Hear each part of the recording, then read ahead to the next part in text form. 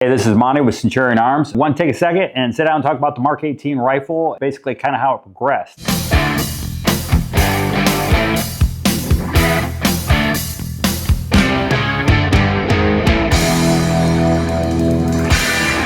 So the MK18 started on the Navy side of the house, Navy blue side, if you will, forces.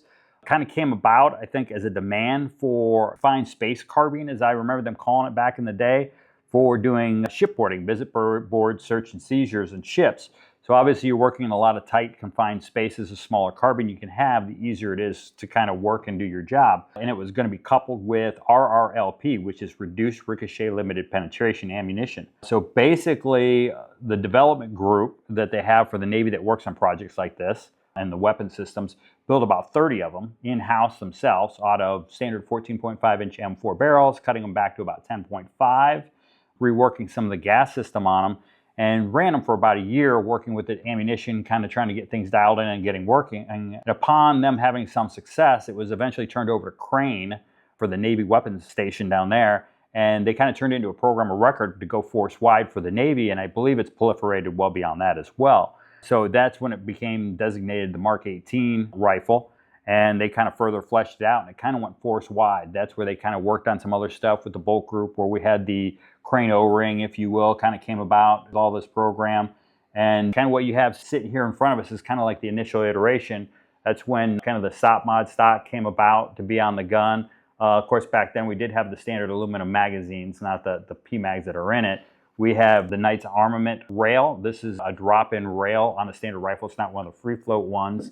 And we would have this flash hider, which was a Knight's flash hider to go with the NT4, Knight's Armament NT4 suppressors. And so that's basically the initial base of the rifle. This one here is actually set up in the way that I carried it myself with it, which is what we had back then, was just an old school Surefire. I want to say that's early 2000s, because I want to say that the program got turned over to Crane 99, 2000 is when they were working it. So a lot of this stuff is pretty old tech now.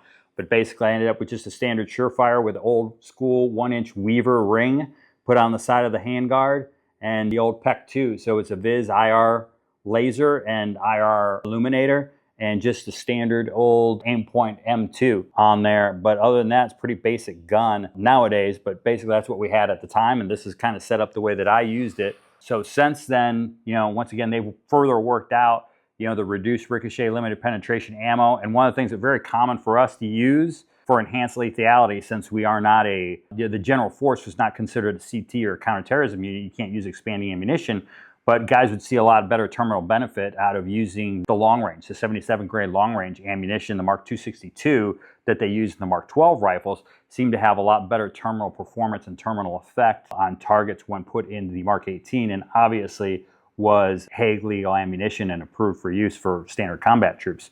So that's just a little information that we got on the MK18 for you. Hopefully that was interesting. Thanks for watching.